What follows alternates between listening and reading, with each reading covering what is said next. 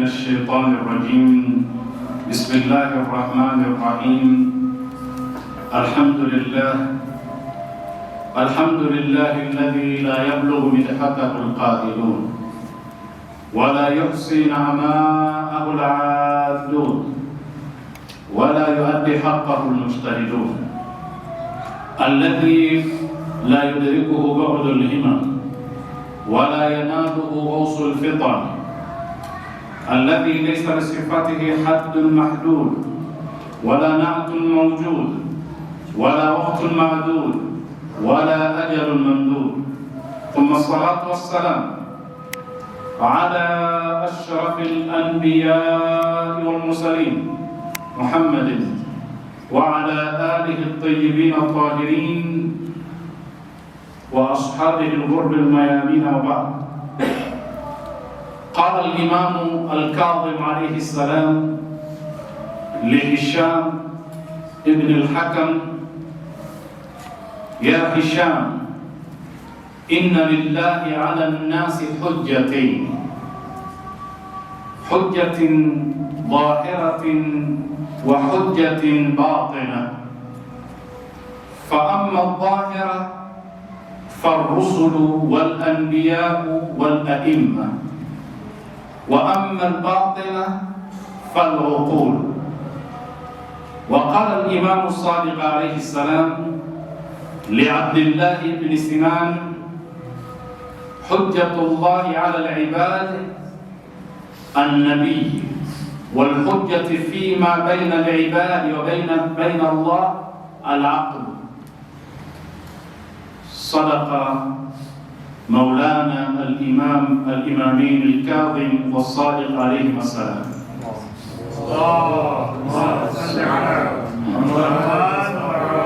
Leo ikiwa ni darasa yetu ya 30, tunajadili kwa mara ya 3 kwa mfululizo kuhusu akili, na hoja ya msingi ni kwamba katika Uislamu hakuna mgongano baina ya ilmu na dini, bali Uislamu umejengeka katika misingi ya ilmu. Na tumesema tunapozungumza akili, tunazungumza moja katika nyenzo, vifaa muhimu vya kuzalisha maarifa. Akili ni kifaa muhimu cha kuzalisha maarifa, na hoja yetu ni kwamba Mungu aliposema la yaqiluha illa alalimun, hawawezi kuzifahamu zile ishara za Mungu ila wenye ilmu.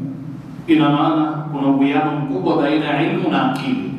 Akili, narudia, sicho chombo kilichomfanya mwanadamu awe bora kuliko viumbe vingine, bali elimu ndio chombo chenyewe, kwa sababu akili ni kifaa cha kuzalishia elimu. Akili ni kifaa cha kuzalishia maarifa. Kwa hiyo kinachokusudiwa nini? Ni maarifa, ni elimu. Sasa namna ya kuipata elimu ni kupitia akili. Sasa hii akili ambayo tumeijadili leo, ni siku ya 3, ina mjadala mwingi sana, mrefu sana baina ya ulamai. Sisi leo tunataka tumalize, tutakomea katika mazungumzo yetu ya leo, kwa sababu kuna maeneo mengine lao tukiingia yatakuwa ni maeneo marefu yanayohitajia darasani vijana katika hauza, ile mijadala kuhusu akili, namna ulama wetu walivyojadili. Lakini katika mambo ambayo nimekusudia kuashiria leo hii ni kwamba ile nafasi ya akili katika Uislamu utaiona kama tulivyosema katika yale mafiga ya dini matatu. Kwanza, itikadi, akida. Uislamu ni akida, Uislamu ni sheria, Uislamu ni akhlaq. Mimi hupenda kuyaita mafiga matatu ya dini. Kwa hivyo utaukuta Uislamu katika akida, kuanzia kumtambua Mungu mpaka kuamini siku ya Kiyama, kuamini mitume na uadilifu wa Mungu na maimamu na mambo ya qadha na qadar na mengine yote tunayoyajua, baada katika mambo ya kiakida. na kwa hakika awwalud dini maarifatu, kwanza ni aqida, kumjua Mungu, sio? Na ndio maana hata Mtume alipokuwa Maka, kazi kubwa aliyofanya kabla ya swala ni kujua unamswalia, sio? Na kumjua Mungu. Kwa hiyo ilikuwa kazi ya kwanza ni tauhid. Na vijana wanasoma katika ulumul Qur'ani kwenye hauza wanajifunza kwamba katika aya nyingi na sura nyingi zinazozungumzia tauhidi ni sura za Maka, sio? Kwa sababu ndio ilikuwa haja ya Maka.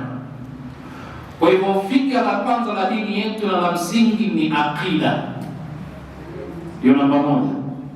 Namba mbili ni masala ya kisheria. Ndio kuna ibada mbalimbali tunazojua, kufunga, kuswali, kuhiji na ibada nyingine zote tunazozijua. Na ndio kuna ahkamu, hukumu zile, halali, haramu, makruh, mubah, melana, mustahab, kwa sababu ni masala ya kisheria. Kisha jambo la tatu ni maadili na akhlaq. Akhlaq, tabia. Na kuna adabu katika kila ibada. Na tuliwahi kusema wakati fulani, haya mafiga matatu yanashikamana. Yani kuna adabu salati, sio?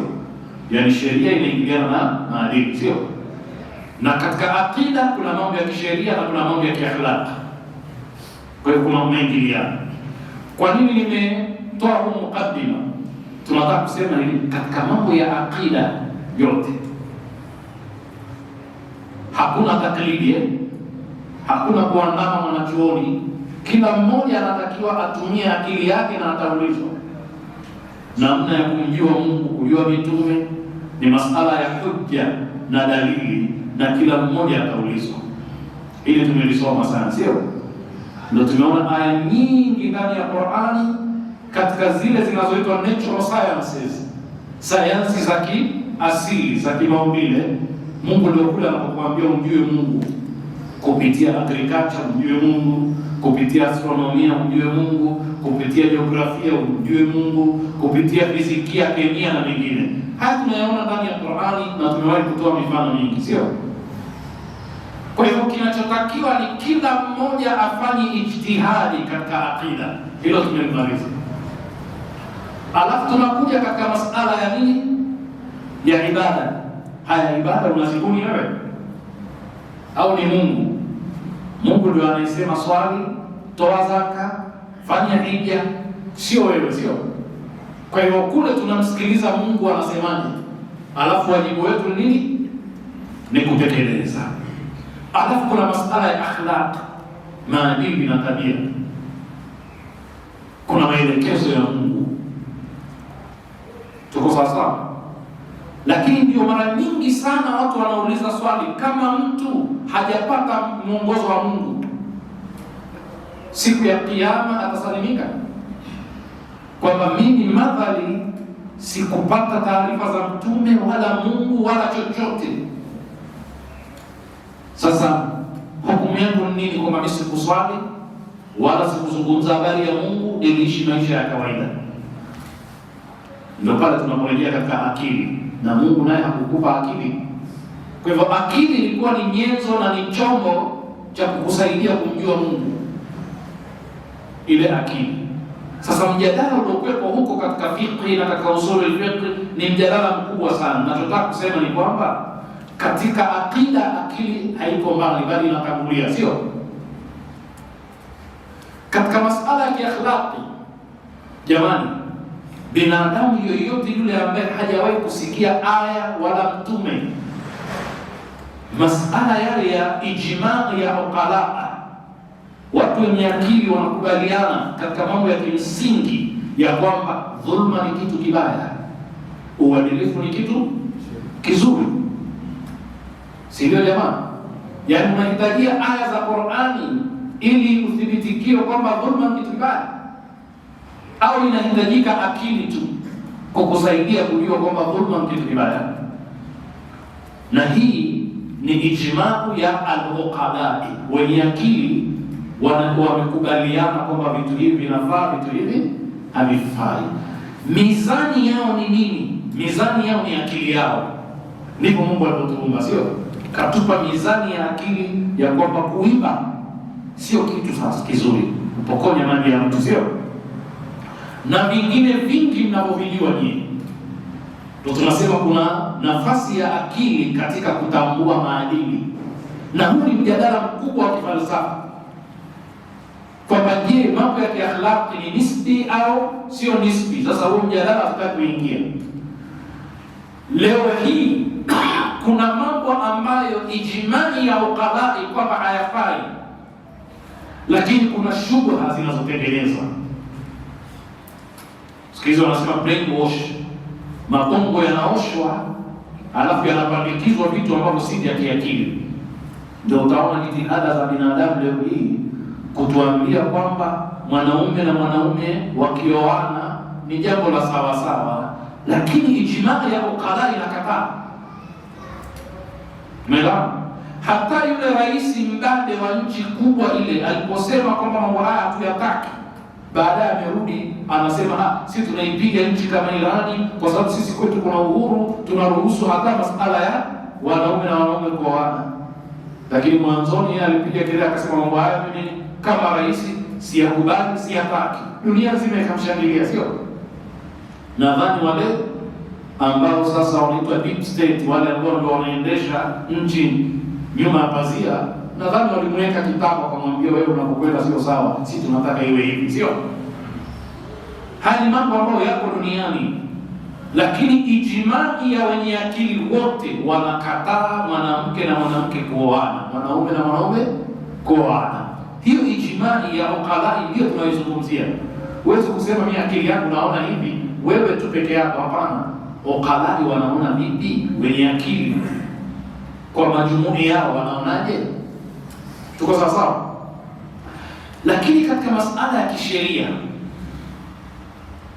tunayosoma sisi, nataka nimwambieni kitu kimoja, na hapa ndipo napotaka kuzungumza kwamba hivi akili peke yake inatosha? Ukiulizwa akili peke yake inatosha haitoshi, utasemaje? Ukisema akili peke yake inatosha, maana yake hakuna haja ya Qur'an, hakuna haja ya mitume, hakuna haja ya mwongozo wa Mungu.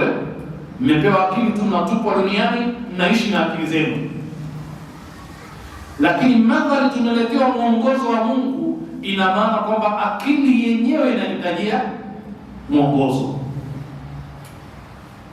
Tuko sawa sawa mpaka hapa? Ndio maana kule nyuma tulisoma aina za ilmu. Miongoni mwa aina za ilmu tulizosoma, mnakumbuka tulisoma ilmul ghaibi na ilmu ash-shahada. Mungu ni alimul ghaibi wash-shahada. Sisi ya'lamuna dhahira min al-hayati ad-dunya. Sisi tunajua ilmu shahada tu, lakini ilmu al-ghaibi hatuijui, ila kama Mungu akikupa fungu kidogo tu na ilmu al-ghaibi, kama tulivyoona kwa baadhi ya mitume na watu wema, sio? Kwa hivyo kuna ilmu ambayo akili haijui, kwa sababu ni katika ilmu ghaib. Pale inatakiwa akili iseme tusamina wa ataa. Tumewahi kusema mara nyingi kwamba lau kama ingekuwa kwa akili zetu sisi kuhusu hizi swala tunazoswali na rakaa zake, ungesema supi tuswali rakaa nyingi kuliko wakati mwingine, Mshachoka usiku ile tena unakuja kusali rakaa 4. Bora hizi mbili za asubuhi usisaliwe usiku mwishoni, sio? Lakini nani anajua hikma ya rakaa 2 kisha 3 kisha 4? Nani anajua? Kwa akili yako unajua hilo? Hujui. Hiyo ni hikma ya Mungu, sio? Katika ilmu ghaib. Ndiye anayejua kwa nini uswali hivyo unaposwali na kwa nini subhi iwe na rakaa 2. Kwa nini magharibi iwe na rakaa 3? Na hizo 3 kwa nini ziwe 3? Maana yake unaweza kusema magharibi inaweza ikawa na 4, lakini kwa nini? Hatujui. Kwa hivyo akili peke yake haitoshi, na sio sisi tu tunaisema, hata hao ambao wanaitwa ni masekularisti, ilmaniyuna au almaniyun, hao watu ambao hawaamini kuhusu ilmu inaitwa ilmu alwahi, revelation knowledge, hawaiamini katika mapinduzi ya Ulaya tuliosema ya asru tanwir. Asru tanwir, unakumbuka? Enlightenment period, zama za mwangaza. Ilikuwa ni zama za kupiga teke nini na kuikaribisha akili ndio ifanye kazi, sio? Pia wao hawawezi kusema akili mujarrad inatosha. Niwapeni mfano. Baadhi ya ulama wetu wanasema maarifa ya wanadamu yako katika mafungu mawili. Nasema kuna al-maarifu al-ba'diyya wal-maarifu al-qabliyya. Maarifa yanayotangulia na maarifa yanayochelewa. Yanayochelewa na yanayotangulia. Nitakupeni mfano. Mungu anasema wallahu akhrajakum min butuni ummahatikum la ta'lamuna shay'an. Mungu kakutoeni katika matumbo ya mama zenu hamjui chochote. Tumesoma aya hii mara nyingi. Kwa hivyo mtoto anapozaliwa hajui chochote, hana ilmu, kisha akakupa nyenzo za ilmu, si ndio? Jala lakum sama wal absara wal afida, amekupa masikio, macho, amekupa kifua kwa maana ya moyo, na tumezungumza qalbu ina dauru gani katika ilmu, sio? Sasa mtoto akizaliwa hana ilmu anaipata wapi? Hapa duniani. Lakini kuna anayeweza kusema mtoto anazaliwa bila akili? Hawezi kusema mtoto, sio? Na akili zinakuwa, tunasema cognitive development, akili inakuwa, sio? Sasa al-maarifu al-ba'diyya, maarifa yanayokuja baada ni yapi? Nataka nitoe mifano tuelewe. Kwa mfano, mtoto hawezi kujua kwamba moto unachoma kwa akili yake peke yake. Yaani kuwa ana akili akajua tu moto unachoma, inawezekana? Si mpaka achomwe na moto, sio? Kwa hiyo inaitwa al-maarifu al-ba'diyya. Baada ya tajriba, ulumu tajribia hizi, baada ya kuwa amefanya jambo likampa uzoefu, anapata nini? Maarifa. Lakini akili yenyewe tu, mujarrad wa kuwa una akili, huwezi kujua kama moto unachoma. Na kuna vitu vingine vingi hatuvijui mpaka tupate tajriba, sio? Kwa hivyo ile tajriba ndio itakufanya ujue kwamba upate maarifa. Kwa hivyo maana ya mafahimu ba'diyya ni yale mafhumu na ilmu unayoipata baada ya tajriba, baada ya nini? Uzoefu. Kwa hivyo tunakubaliana kwamba akili peke yake haitoshi. Kuna wakati akili inahitaji mukaddimat, tajriba, ndio upate akili ikue iwe na maarifa. Lakini kuna vitu havihitaji tajriba. Mwenye akili anafahamu, anaelewa tu kwamba kitu hiki dhidani la yajtami'an, si ndio? Vitu viwili ambavyo vinatofautiana kabisa, usiku na mchana, haviwezi kuwepo kukusanyika wakati mmoja, sio? Yaani wewe unaniambia hapa mimi nipo darasani na wakati huo huo niko nje, inawezekana? Yaani mimi niko hapa darasani na wakati huo niko nyumbani, inawezekana? Sasa unahitaji tajriba au akili yako tu inakwambia haiwezekani, madhali yuko hapa kule hapo kwepo, sio? Ndio maana sasa katika Uislamu kwa upande wa wafuasi wa Ahlul Bait tunaposoma elimu ya kisheria kuna dalili nyingi. Miongoni mwa dalili hizo ni adilla aqliya, dalili za kiakili. Yaani sheria ya Kiislamu tumesema kuna akida, kuna akhlaq, kuna sheria. Sheria ya Kiislamu inatambua nafasi ya akili. Kullu ma hakama bihi al-aqlu hakama bihi ash-shar'u wa kullu ma hakama bihi ash-shar'u hakama bihi al-aqlu. Na haya yanakubalika kwa ulamai wa madhehebu zote. Kuna tofauti tu ndogo ndogo, dauru ya akili, sio? Ibn Taymiyyah anaamini hivyo, watu wa tasawuf wanaamini hivyo, Ash'ariyya na wengine. Mu'tazila ndio wanaamini zaidi hivyo. Tumesema Mu'tazila nani, si ndio? Wanaamini zaidi hivyo. Tofauti ziko ndogo ndogo tu za kwamba ikiwa kuna taarud, kuna kugongana baina ya aya za Qur'ani, mathalan an-naqlu wal aqlu, kinachotangulizwa nini? An-naqlu. Lakini swali kabla ya hapo, inawezekana kugongana baina ya nasu na akili, taarud, kugongana inawezekana. Sasa huo ni mjadala mwingine, kwamba la, haiwezekani pakagongana mambo ya kiakili na mambo ya kisheria. Ikitokea kuna mgongano, ni mgongano wa dhahiri tu, lakini kihakika hakuna mgongano. Swala la kisheria na swala la kiakili, wewe utakuwa akili yako haijadiriki kujua tu uhalisia wa jambo, lakini swala zima la mgongano, hakuna mgongano baina ya masala ya kisheria na masala ya akili. Ukiona mgongano, katafute uelewa wako vizuri ili uweze kupata uhakika. Tumeelewana? Ndio nikasema huu mjadala hatutaki kufungua kwa sababu ni mjadala wa darasani na unahitajia safari ndefu. Sasa sisi hoja zetu za kisheria tunazipata wapi? Alkitabu wa sunna wal ijma'u wal aql, kupitia Qur'ani, kupitia sunna, kupitia makubaliano ya ulamai, ijma' wal muhassal wal manqul. Na nyinyi mtasoma kama ni vijana katika hauza kwamba ijma'i la budda wa lazim an yakshifa an ra'i al-ma'sum. Kwa hivyo mwisho ijma'i inarudi katika nafsi, si ndio? Kwa sababu lazima an yakshifa an ra'i al-ma'sum. Sasa na akili nayo lazima pawepo na ijma'u al-uqala, sio akili yako pekee yako, sio? Maukala wote wakiambiwa wanaona hivyo ulivyoona wewe, sio swala la kuona wewe peke yako. Tuko pamoja? Sasa tajriba ni muhimu katika kukupa maarifa.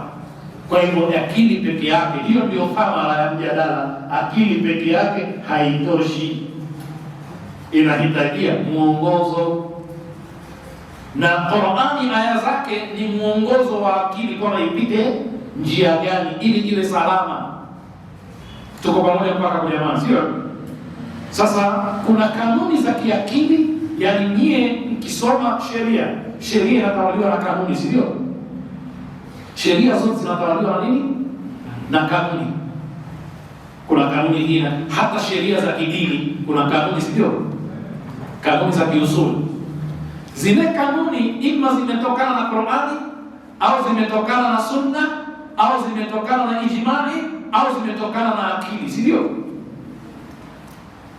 Kwa hiyo katika ilmu usuli kuna qawaid usulia aklia za kiakili, na nyinyi mnazifahamu. Nataka kuwapa mifano tu ambayo mnaijua nyinyi. Kwa mfano mtu yote anaweza kujibu mwenye akili, inatosha tu kuwa na akili.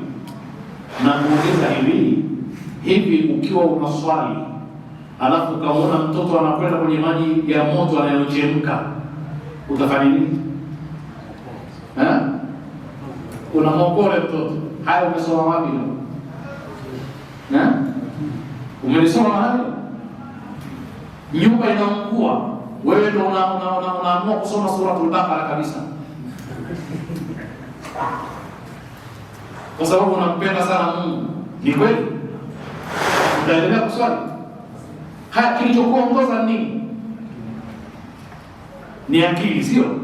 Sasa akili hii ulamai wametengeneza kanuni, taqdimul ahami ala almuhim, kutanguliza lililokuwa muhimu zaidi kuliko lililokuwa muhimu.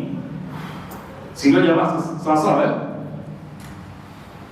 Haya, ni mkeo ni mjamzito, amepata uchungu, hapakaliki pale nyumbani, hali ni mbaya, na wakati huo saa 8 ya usiku inabidi utafute usafiri umpeleke hospitali.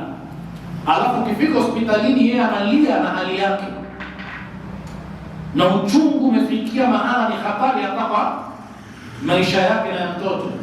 Ukifika hospitali unaambiwa daktari wako mwanaume tu, unasema sisi hatutaki wanaume wazalishe wake zetu. Ndio hivyo utafanya? Utafanyaje? Tena unashukuru kumkuta tu. Haya, ule ulivu wako uko wapi? Ulikuwa nao barabarani, utaka hata mtu amtizame mkeo, mbona leo huna tena? Haya, ile hijabu ulioamrishwa na Mungu iko wapi? Kilichokutuma ukubali nini? Unahitajia usome aya na hadithi ili ujue. Hiyo ni taqdimu al-ahami ala muhim. Ni kanuni ya kiusuli, lakini ni qaida aqliya, imetengenezwa na akili ya mwanadamu na ni kanuni inayokubalika. Tuko pamoja? Lakini vile vile kuna kawaidi nyingine kama muqaddimatul wajib, kitu ambacho hauwezi kukifanya mpaka ufanye mambo fulani ndio utaweza, na yale mambo fulani nayo yatakuwa ni wajibu, sio? Yaani kwenda hija ni wajibu, lakini huwezi kwenda hija mpaka usafiri. Na ile safari itakuwa nini? Si wajibu pia. Na ndio maana kwamba akiweza mtu kuwa na uwezo wa safari ndio anaweza kufanya hivyo, kwa sababu ule uwezo nao ni wajibu, kwa sababu huwezi kuhiji mpaka usafiri, sio? Uisafirie hija. Na mukaddimatul wajib katika vitu vingi utaviona, ndio hata Waswahili wanasema mtakacha uvunguni sharti, kwa sababu ukitaka ukipate kuna mukaddima yake, utangulizi wake, lazima uiname ndio ukipate, sio? Lawe ni mrefu, uvungu uko chini, unataka ukichukue bila kuinama, inawezekana? Haiwezekani, sio? Sasa hizo ni kawaid aqliya, lakini za kiusuli.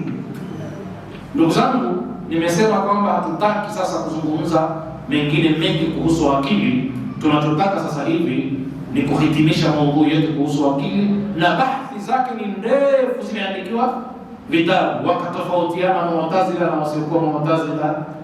Aqlaniyuna wakaitwa kwamba hawa watu wametanguliza akili zaidi kuliko nakli, wakapelekwa katika maeneo fulani ya kisheria, wakaitwa majina fulani. Hayo yote hatutaki kuingia huko. Tumalizie kwa kuitafsiri hadithi ya Imam Kadhi. Hisham ibn al-Hakam aliambiwa maneno haya na al-Imam al-Kadhi: ya Hisham, ewe Hisham, inna lillahi ala nasi hujjati, Mungu ana kwa watu hoja mbili atakazowauliza kwazo. Mungu amewatengenezea nyie wanadamu hoja mbili, atazishikilia atakuulizeni kwazo kupitia hizo hoja mbili. Kwanza ni hujjatin dhahira, hoja iliyokuwa waziwazi, kila mmoja anaijua, inaonekana, na nyingine wa hujjatin batina, na hoja iliyojificha, haionekani, huwezi ukaigusa, sio tangible. Kisha akafafanua Imam Kadhi, fa amma dhahira, ile hoja ya wazi inayoonekana, farusulu wal anbiya'u wal a'imma, mitume, manabii, maimamu, ni hoja ya Mungu kwa binadamu iliyokuwa wazi kwa ajili ya kukuongozeni katika mambo ya kielimu, ya kimaarifa, ili muishi namna Mungu anavyotaka, sio? Alafu wa amma al-batina, hoja ya Mungu aliyokupatia wewe atakuuliza kwayo, ile lificha, ni al-uqul, ni akili. Kuna mambo ya kiakili utaulizwa wewe, sikukupa akili. Kwa akili yako hili lilikuwaje? Nimekupa chombo cha kuhukumia, kwa nini hukukitumia? Utakuwa una dalili wewe, una burhani mbele ya Mwenyezi Mungu, kwa sababu umepewa akili, na akili nayo ni hoja. Hadithi mfano wa hiyo hiyo ya Imam Sadiq, anamwambia Abdullah ibn Sinan kwamba hujjatullahi ala al-ibadi an-nabi, nabii, mtume na wengine baba, ni hoja ya Mungu kwa waja, ambayo utaulizwa, alam yatikum rusul, mitume hakujilieni? Hamkupata ujumbe wa mitume? Kitabu, Qur'an, Sunna havikuwajilieni? Kisha walhujjatu fima baina al-ibadi wa baina Allah, na hoja ya Mungu baina ya waja na yeye Mwenyezi Mungu ni nini? Al-aql, ni akili. Lakini mbali na hadithi hii, hadithi nyingine mnazozijua, Mwenyezi Mungu anasema kwamba mitume ni akili iliyokuwa nje, aqlun dhahir. Ile akili inatembea, tunaiona ni mitume na yale maamrisho yao. Kwa maana hiyo ni kwamba mambo yote wanayoamrisha mitume ni mambo ya kinini? Ya kiakili. hawajaja kumtoa mwanadamu nje ya dairatul aql. Kwa hivyo mitume ni aqlun dhahir, ni akili inayoonekana inatembea kwa maamrisho yao, sio? Lakini na akili yenyewe nayo nini? Ni rasulun batin, ni mtume lakini kajificha. Kwa hivyo kuna nabii unatembea naye wewe kokote unapokwenda, akili yako ni nabii, ni mtume anayetembea na wewe. Utaulizwa kupitia mtume huyo aliokupa Mungu, ambaye yeye anaongoza katika mambo ambayo ni sahihi. Tuko pamoja mpaka hapo? Hiyo ndio dawa ya akili, na tunahitimisha kwa kusema, kwa hivyo hakuna mgongano baina ya ilmu na dini katika Uislamu. Na ilmu alwahi, revelation knowledge, ni kwa ajili ya kukuongoza wewe. Kwa lugha nyingine ni refa ambaye hakuongoza usitoke nje ya mstari, kwa sababu akili vile vile zinaweza zikachafuliwa zikaona mambo yasiyokuwa, lakini lazima pawepo na refa ambaye anaweza kuirudisha akili katika mstari. Tutakomea hapa. Nasallallahu al-auna wa tawfiqa lima yuhibbu wa yarda, innahu waliyyu tawfiq wa bihi nasta'in, walhamdulillahi rabbil alamin.